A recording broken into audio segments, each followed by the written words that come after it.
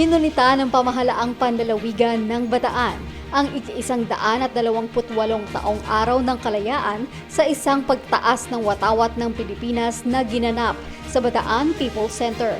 Pinangunahan ito ni Gov. Joet Garcia at Vice Gov. Chris Garcia, kung saan binigyang diin nila sa kanilang mensahe ang kahalagahan ng tinatamasang kalayaan ng bansa.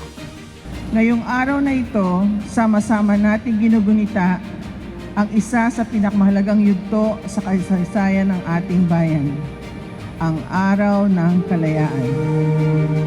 Isang araw na pag-alala sa tapang, sakripisyo at pagmamahal sa bayan ng ating mga ninuno na nagbuwis ng buhay upang makamit natin ang kalayaang ating tinatamasa ngayon. Katulad ng pinagkakahulugan ng tema ngayong taon, ang pagkakamit ng kalayaan ay magiging makabuluhan lamang kung kikilalanin ang isa sa buhay ng mga henerasyong nagmana nito ang mga karunungan at kaisipang inihatid ng kasaysayan sa ating buhay ay sisiguruhing magagamit bilang balangkas at patnubay para sa mga plano ng kinabukasan.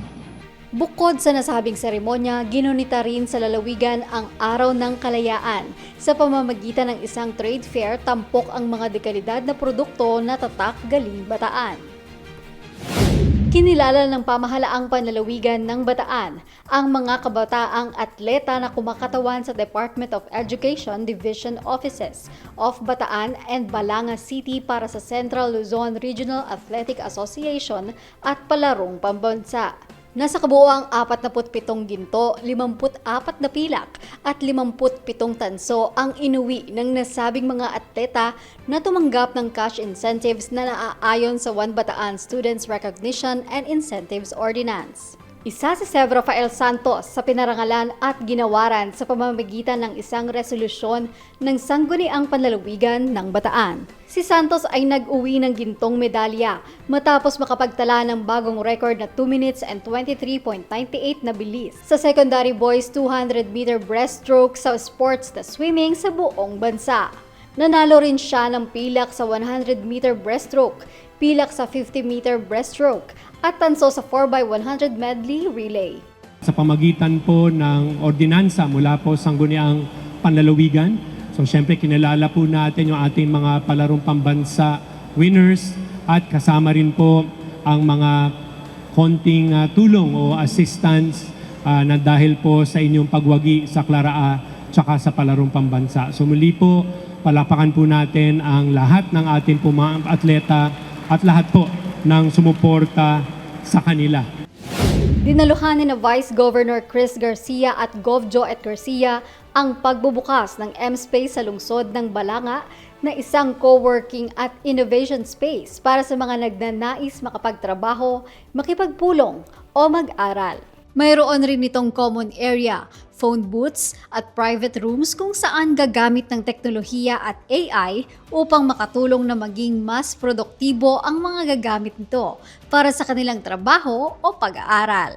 Tama yung sinabi mo sa bilis nga ng teknolohiya ngayon ay sigurado maraming mga, lalo ng mga kabataan na magagamit itong inyong ginawang pasilidad kasama syempre inyong pamilya, mga partners para sa iba't ibang mga innovations na inaasahan natin dito po sa lalawigan ng Bataan na maging pinaka-source ng mga solusyon sa mga problema natin at yung mga pwedeng ma-resolve, especially through technology, yung ideas.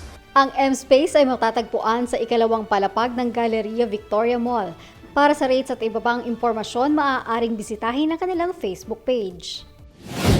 Upang mapalawak ang mga inihahatid ng mga programa, proyekto at serbisyo ng pamahalaang panlalawigan, patuloy ang pakikipagpulong at pakikipag-ugnayan ni Gov. Joet Garcia sa iba't ibang samahan at pribadong sektor tulad sa Dual Tech Training Center na isang vocational school kung saan tinalakay kung paano pa mas mapapalakas ang manpower development na tutugon para sa pagpapalakas ng kakayahan ng mga manggagawang Bataenyo at mapadali ang pagpasok nila sa trabaho.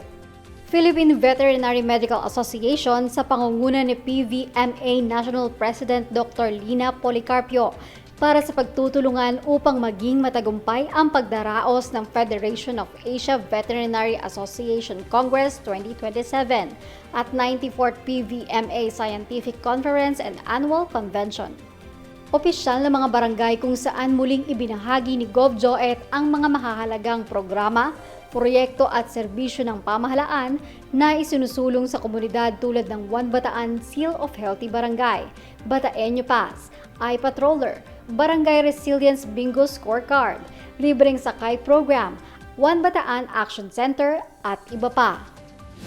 Ngayong Sabado, ika-20 ng Hunyo ang Hataw Takbo Dinalupihan Leg, kaya abangan ang mga karagdagang detalye ng ruta sa pagtakbo. Inaanyayahan din ng mga runners na sumali sa HTB Runners Strava Group.